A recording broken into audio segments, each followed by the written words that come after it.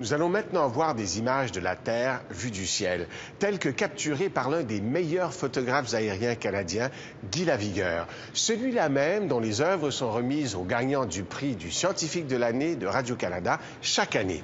Dernièrement, nous l'avons accompagné lors d'une de ses missions dans le ciel québécois. Verchères en montant, on va suivre le fleuve. Okay. Puis ça aussi, là, toute la série d'îles en face de Contrecœur, il y a du marécage, donc il y a des chances d'avoir des oiseaux. Là. Okay. Guy Lavigueur et le pilote Vincent Bertrand préparent leur plan de vol.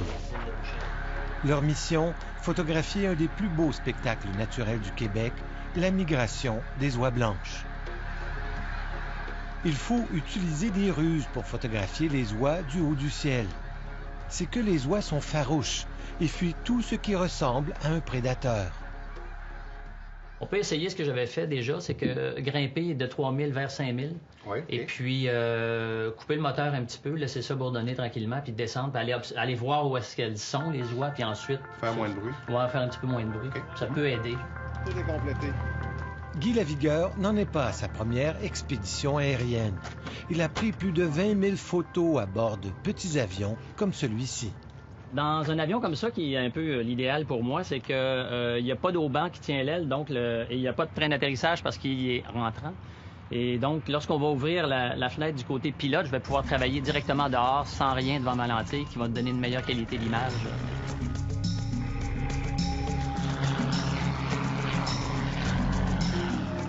À chaque fois qu'il part en mission, il part à la découverte. Il ne sait pas d'avance ce qu'il va trouver. Très souvent, c'est des hasards. C'est vraiment très souvent, c'est en route vers un autre endroit. Tout à coup, hop, il y a quelque chose de couleur, on va voir, on est curieux avec le pilote, puis on trouve des choses. Je pense pas que ce soit planifiable de dire « Ah, là, on est sûr d'avoir des belles images. » C'est pas comme ça du tout. En arrivant au-dessus, on peut être complètement déçu. Aujourd'hui, il ne sera pas déçu. Les oies sont au rendez-vous. C'est ça que ça donne quand on arrive de loin. Mais ensuite, on s'approche et on commence à faire ce que j'appelle une cible. Là, je cherchais des formes au sol pour ne pas avoir seulement une terre brune avec des lignes de machinerie agricole et des oies. Il va y avoir un autre groupe d'oies là. Là, on cherche quelque chose en fond pour donner un peu de couleur, un peu de lumière, même si c'est pas mal dans les tons de brun. Si tu veux perdre l'altitude tranquillement, pas vite, on peut y aller en coupant le moteur.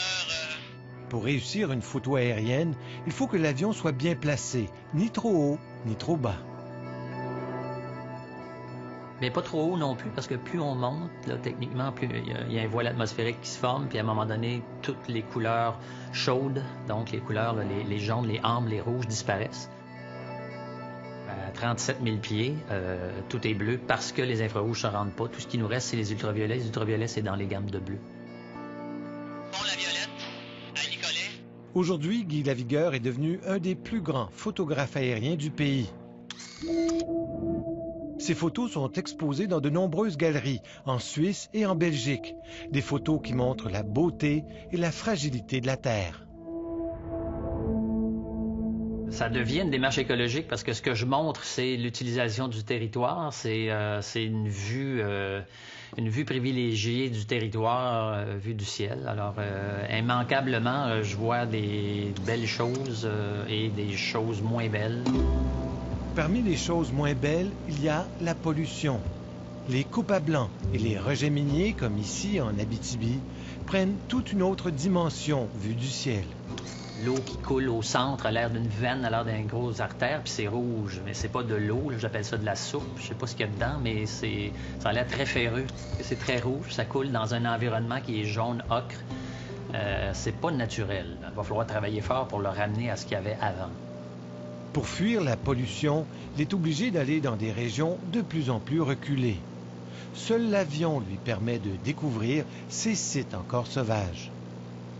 Des territoires non touchés, absolument pas touchés, là, c'est très rare, vraiment sauvage. Il y en a, mais il faut aller loin, il faut aller à l'extérieur de tous les développements forestiers, miniers, etc.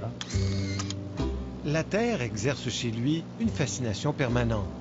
Ce qu'il aime le plus de son métier, c'est que ses photos permettent aux spectateurs de voir leur planète comme ils ne l'ont jamais vue. Je suis allé dans la baie de Baie-Saint-Paul, je suis arrivé à marée basse, puis tout à coup, il y avait des grandes figures, puis l'eau turquoise de la rivière du Gouffre qui sort juste là. Ça me faisait des grands parages en sable dans l'eau turquoise, alors c'était vraiment beau. Et puis quand je l'ai présenté, il a fallu que je le dise que c'était là. C'est chez vous, c'est au bout du quai.